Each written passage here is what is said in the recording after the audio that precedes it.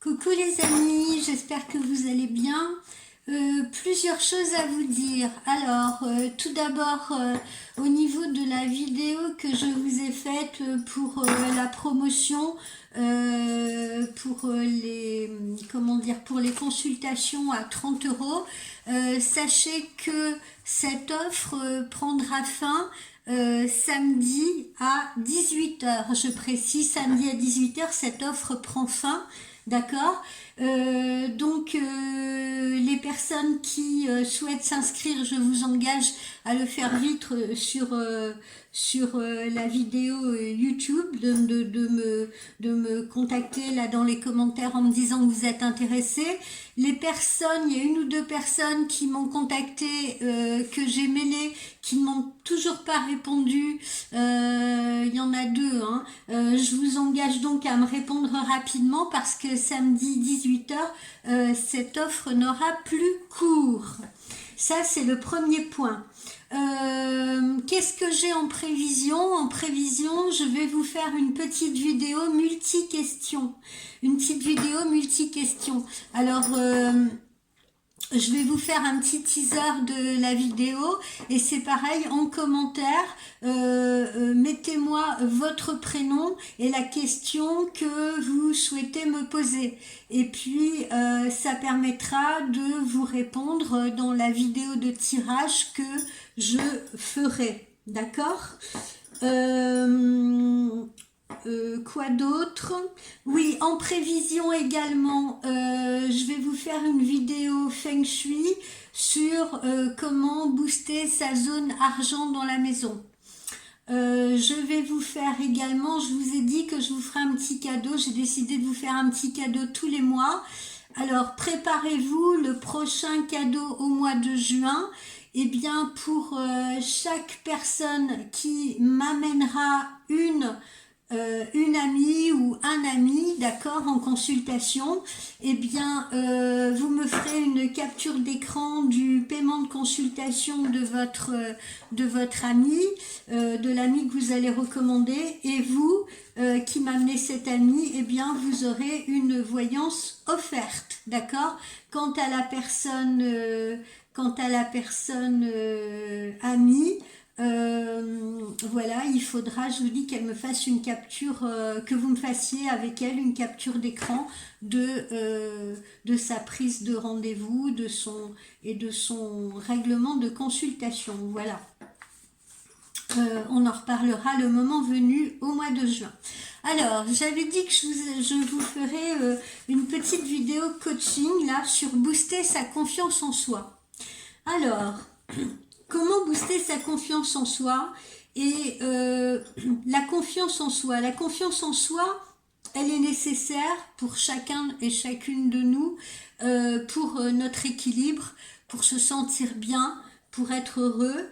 Et qu'est-ce que c'est qu'avoir confiance en soi? C'est avoir confiance en croire en nos capacités, si vous voulez, croire en notre potentiel, en nos capacités. C'est à nous et à nous seuls de travailler cette confiance en nous, d'accord. En aucun cas cette confiance-là, elle ne doit dépendre, si vous voulez, des situations extérieures que nous pouvons rencontrer ou traverser. Je veux dire par là qu'en aucun cas notre confiance en nous doit être ébranlée par les autres, doit être ébranlée par, je ne sais pas, une situation amoureuse qui est médiocre, ou alors une situation professionnelle où on vous harcèle, ou des choses comme ça, hein. Je vous donne ça comme exemple. Alors, on va justement parler du travail. Souvent en consultation privée, je vois des clientes ou des clients qui me disent oui, j'en ai marre de mon travail, il n'y a pas une ambiance géniale, ou alors je fais toujours la même chose, j'en ai un peu ras-le-bol maintenant, etc. J'aimerais bien changer, oui, mais j'ai peur de ne pas retrouver à mon âge, ou bien que faire, je sais pas trop, etc., etc. Je voulais vous dire à ce sujet que restez dans votre zone de confort, dans votre périmètre de confort professionnel, c'est-à-dire ne pas vouloir quitter son travail par peur de, d'accord, par peur de l'inconnu, par peur de changer, par peur de ne pas trouver, etc. Donc rester dans cette zone de confort met en danger vos désirs, met en danger vos rêves, met en danger vos envies d'évoluer, met en danger vous-même, votre équilibre. Donc, ainsi que accepter de se soumettre à des supérieurs qui ne reconnaissent pas vos qualités, accepter de se soumettre à des collègues harceleurs, je veux dire, ça ne peut vous conduire qu'au burn-out ou à la dépression. Ok? Soyez-en réellement conscients. Alors que faire, me direz-vous? D'abord, il faut se fixer des objectifs réalisables, réfléchir aux changements que l'on pourrait apporter à sa situation. Alors, par exemple, j'ai des clientes qui, même à 50 ans ou même 60 ans, veillent de prendre leur retraite, tout à coup, prennent leur destin en main, décident de suivre des formations. Par exemple, j'en ai beaucoup qui se dirigent vers les soins énergétiques, j'en ai beaucoup qui se dirigent vers le coaching, d'autres ça va être vers le Reiki.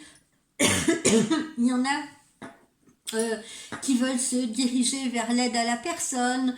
Voilà, on sent que ces personnes-là, elles ont besoin de s'épanouir ailleurs. Elles ont peut-être fait le tour d'un travail depuis très longtemps où elles ne s'épanouissent plus. Or, le travail représente quand même près de, je sais pas, 70 à 80% d'investissement de notre temps.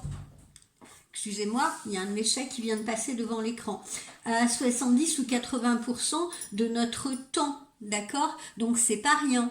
Il vaut mieux faire un travail dans lequel on s'épanouit et pas seulement faire un travail parce que à la fin du mois, voilà, on a un salaire qui rentre. Donc que faire?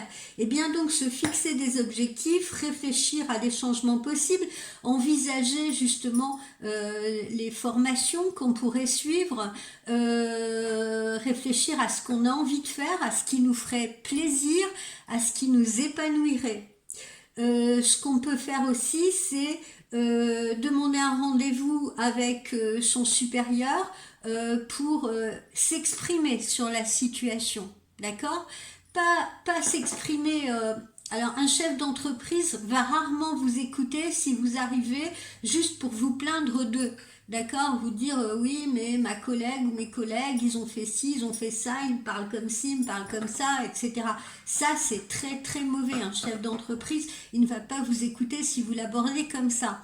En revanche, au lieu d'exprimer les défauts de vos collaborateurs, si vous amenez la situation en montrant, bah écoutez, moi je pense que cette situation, notre situation professionnelle où on serait plus rentable si on évoluait de telle ou telle façon, si on s'organisait de telle ou telle manière, voilà, si vous lui apportez, si vous voulez, un changement qui soit bénéfique pour lui en tant que chef d'entreprise, si vous pouvez apporter des idées novatrices, si vous pouvez apporter une innovation, si vous voulez, là, oui, il va vous écouter.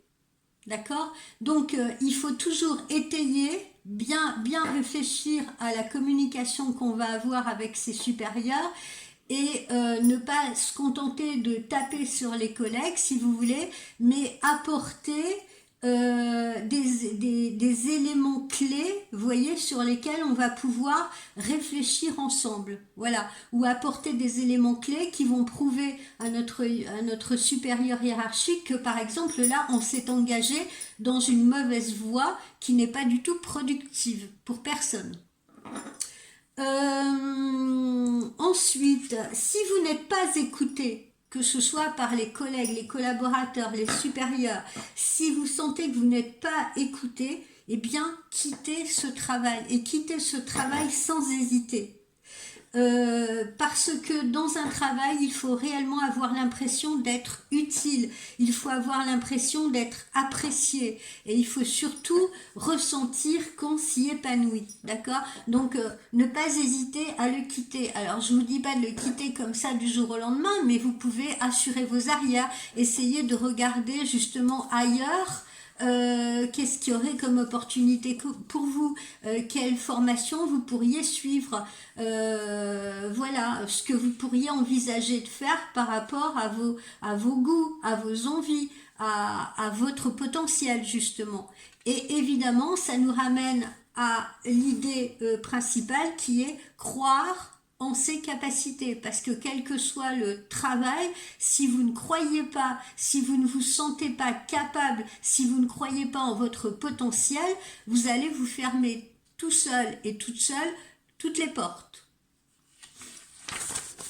En amour maintenant, en amour, c'est pareil, j'ai des personnes qui régulièrement me disent qu'elles ne sont plus heureuses dans leur couple, que voilà, il n'y a plus les attentions du début, qu'il n'y a plus de marque d'affection, que on ne fait plus l'amour ensemble, que on est un peu comme des colocataires, qu'on s'ennuie, etc., etc.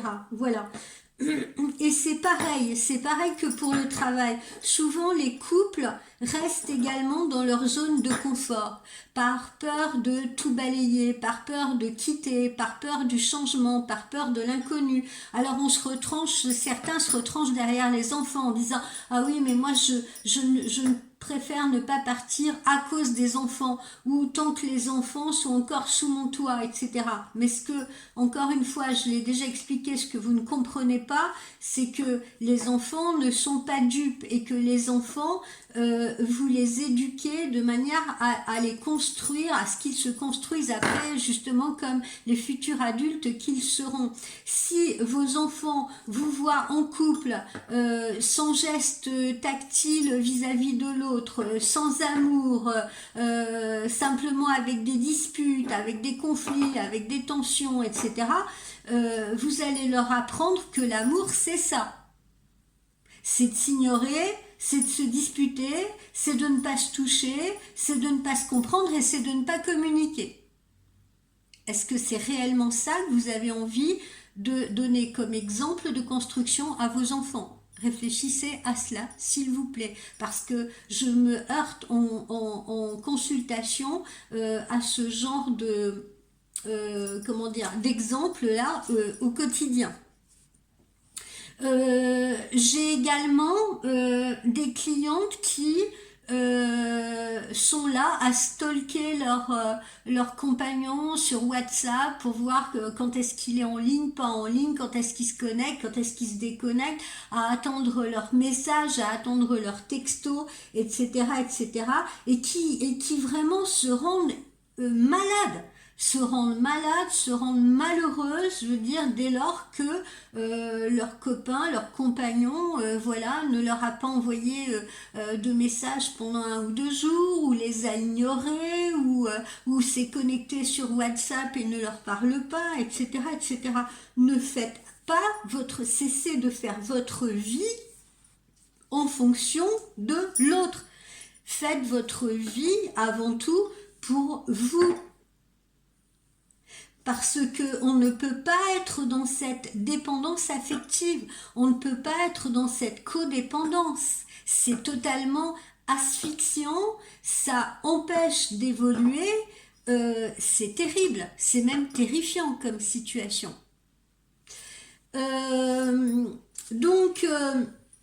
Oui, il y en a d'autres aussi qui refusent de repartir de zéro. Refusent de repartir de zéro parce qu'ils s'estiment trop âgés pour le faire, ou alors, mais vous vous rendez compte, etc. Et ils s'attachent, par exemple, voilà, ça fait 5 ans qu'ils regardent ensemble la même télé, ils ont acheté leur pavillon ensemble, ou alors, je ne sais pas moi, ils louent tous les ans dans le camping machin, voilà, on ne reste pas dans un couple juste par rapport à des acquis matériels et en étant hyper malheureux. C'est pas comme ça que ça fonctionne la vie. Le matériel, ça peut toujours se vendre, se racheter, se retrouver, etc. Tandis que l'amour, si vous voulez, et on le voit bien en consultation, c'est un petit peu ce qui fait tourner le monde, hein. Encore plus que l'argent, croyez-moi. Parce que je connais plein de gens qui ont beaucoup d'argent et qui sont seuls au monde et qui sont hyper malheureux. Donc, et qui n'ont personne avec qui le partager. Donc, voilà, je voulais un petit peu explorer tout cela avec vous. Dites-vous bien que le fait justement d'accepter de quitter quelque chose qui ne vous convient plus pour essayer de vous tourner vers un autre avenir, ce sera peut-être le bon moment pour vous également d'extérioriser de nouvelles facettes de vous que vous ne connaissez pas. D'ailleurs, je vais vous donner des exemples simples, hein. Parfois, j'ai des femmes qui me disent « Ouais, je comprends pas, quand il était avec moi, il s'occupait de rien, dès qu'il rentrait du boulot, il s'asseyait dans son fauteuil devant sa télé, etc. Là, maintenant, depuis qu'il est avec sa nouvelle chérie, il s'est mis à faire de la randonnée, etc.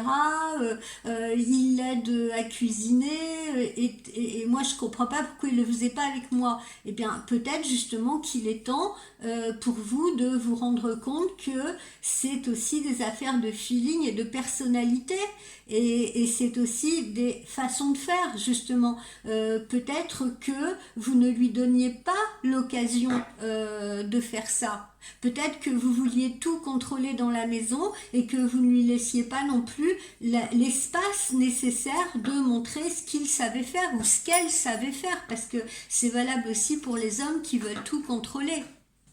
D'accord ? Donc, que faire quand on se trouve dans ces problèmes sentimentaux, là, ces problèmes de couple comment dire, qui vivent leur vie comme des montagnes russes, un jour bien, le lendemain, voilà, c'est la chute libre, etc. On n'est pas heureux, on est instable, on ne sait pas où on va. Que faire? D'abord, en parler, communiquer, en parler au principal intéressé. D'accord? Donc parlez-en d'abord à votre compagnon, à votre compagne. Le silence n'a jamais été un moyen de communication. Alors par le silence, on peut montrer sa réprobation, mais ça n'avance à rien. Ensuite, évitez, tant que faire se peut également, même si ça vous fait du bien, d'en parler autour de vous, à vos amis, à votre meilleur ami, à votre meilleur ami, parce que ce ne sont pas des professionnels, ce ne sont pas des psychologues. Donc, comment dire, le retour que vous allez avoir ou les conseils que vous aurez de leur part, vont être des conseils erronés, parce que ces conseils-là, ils vont vous les donner par rapport à leur propre expérience à eux ou à elles. Or, chaque être est unique et chaque expérience est unique. Je l'ai déjà dit lors des tirages de voyance. Donc, faites-vous plutôt aider d'un professionnel. Faites-vous aider d'un sexologue, faites-vous aider par un psychologue, par quelqu'un qui saura vous écouter et qui saura vous conseiller. Et puis surtout, si justement, une fois qu'on a essayé d'entrer dans cette communication, eh bien, personne ne fait d'effort, que la situation continue de stagner, qu'on n'en sort pas, eh bien là aussi, il faut savoir dire stop. Il faut savoir dire je m'en vais, ça ne me convient plus. Il faut cesser de se construire des barreaux à sa propre et s'emprisonner soi-même, de dessiner ses propres barreaux. Il vaut mieux quitter ce qui ne convient plus. Vos enfants seront beaucoup plus heureux et beaucoup plus épanouis, je veux dire, d'aller dans la maison de maman ou dans la maison de papa, mais en les voyant tous les deux heureux chacun de leur côté, si vous voulez, plutôt que de les voir justement dans un conflit permanent ou dans un silence permanent ensemble. Bien vous connaître, c'est important de bien se connaître parce que ça conduit à plus de souplesse justement dans ses raisonnements, à plus de souplesse dans sa gestion des situations, et puis ça permet surtout de savoir dire oui ou non sans pour autant culpabiliser, d'accord, sans avoir la moindre culpabilité. Alors, qu'est-ce qu'on peut faire également pour bien se connaître, pour savoir ce que l'on ressent, savoir ce que l'on veut? Moi, je dis souvent à mes clientes et clients, essayez déjà de tenir un petit journal de bord, un peu comme un journal intime, si vous voulez. Alors, on n'est pas obligé d'écrire des pages et des pages, mais c'est toujours bien comme le font un peu les adolescents, d'écrire comme ça au jour le jour, ou alors au moment où ça se produit, tiens, j'ai vécu cette situation-là, ça m'a rendue très heureuse, ou tiens, aujourd'hui on s'est disputés tous les deux parce que, pour telle et telle raison, etc.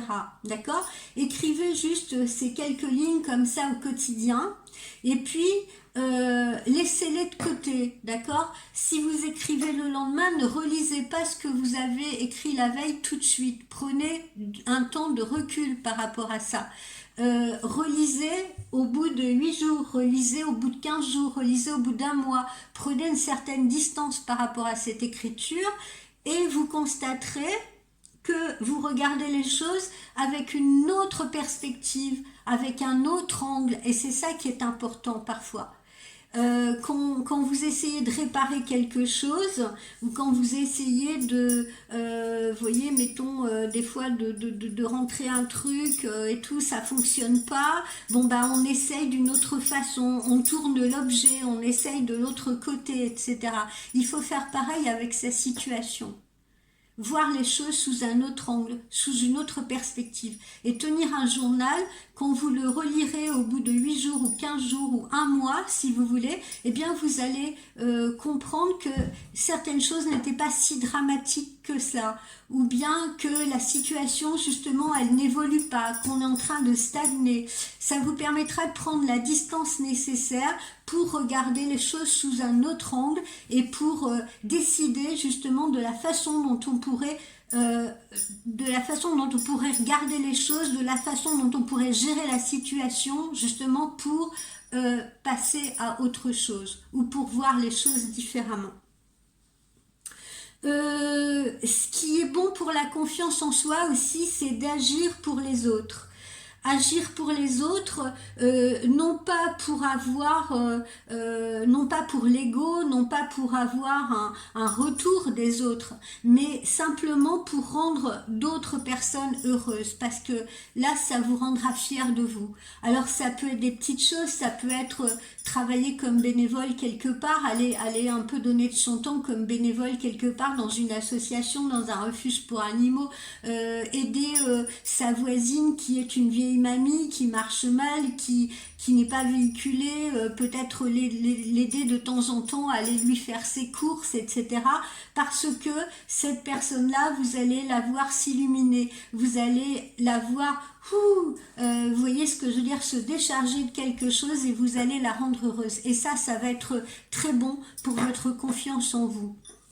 Je vous engage également à ne pas brader vos services. Si vous êtes freelance, si vous êtes auto-entrepreneur, ne bradez pas vos services. C'est-à-dire ne facturez pas vos clientes et clients en pensant à ce qu'ils attendent d'obtenir de vous.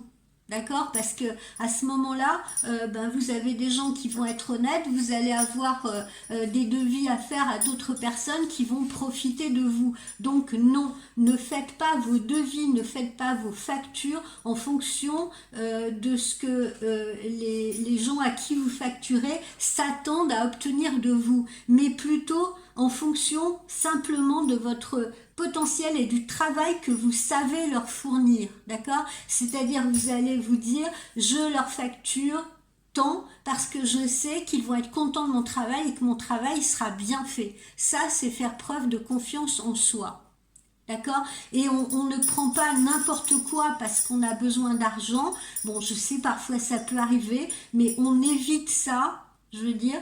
Et si on prend quelque chose, justement, eh bien, on le chiffre, si vous voulez, on le facture en fonction du travail que l'on va fournir. On évite également de traîner sur les réseaux, là, d'aller écouter les conseils des influenceuses, des influenceurs, etc.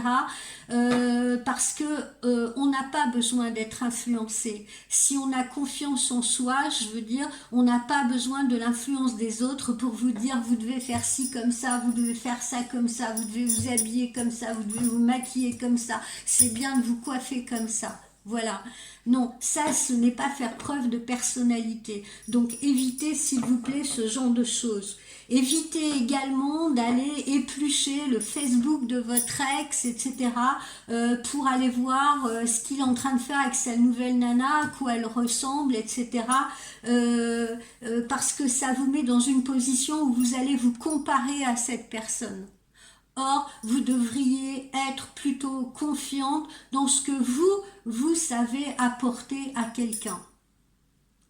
Alors, qu'est-ce que vous pouvez faire aussi là-dessus? Ce que je vous encourage à faire, c'est d'avoir un petit carnet où vous pouvez, pour vous aider justement à entrer dans les changements, vous pouvez noter sur ce carnet, tiens, qu'est-ce que je sais faire que ne saurait pas faire d'autres personnes, par exemple, qu'est-ce que je sais faire de bien, qu'est-ce que je peux apporter, voilà, quelle est mon expérience, qu'est-ce que j'ai vécu au travers de mes expériences professionnelles, au travers de mes formations, peut-être même au travers de mes voyages, au travers de mes découvertes, parce que il y a des gens aussi, ils partent en voyage et ils découvrent par exemple, tiens, telle nourriture. Je parle par exemple pour les freelances qui ont envie de s'installer comment dire, comme traiteur particulier ou comme wedding planner ou je ne sais pas, des choses comme ça.